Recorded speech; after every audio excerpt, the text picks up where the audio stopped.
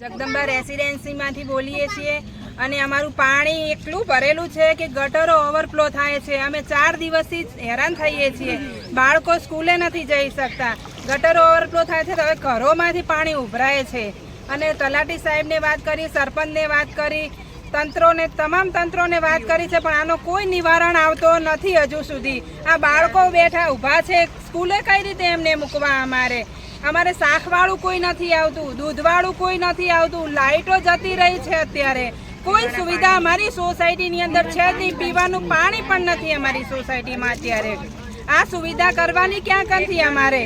અને પાણી આવે છે, ચારે બાજુથી પાણી આવે છે. હવે વગર વરસાદે અમારા ઘરોમાં પાણી ઘૂસે છે. આ તંત્રને કંઈક તો નિવારણ લાવવો જોઈએ ને. આપનું નામ મેડમ? મારું નામ જયશ્રીબેન વ્યાસ.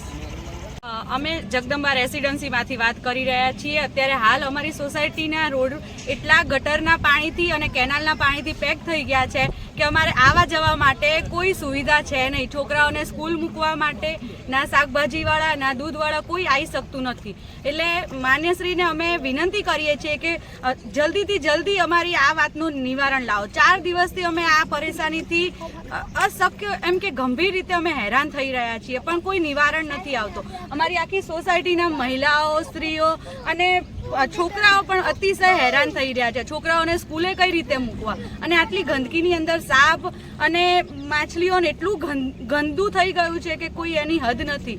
સાપ અતિશય ફરી રહ્યા છે. છોકરાઓને બહાર નીકળવા માટે અમારે ડરવું પડે છે. એટલે જલ્દીથી જલ્દી આ વાતનું નિવારણ લાવો એ અમારે સૌની વિનંતી છે. શું નામ આપનું?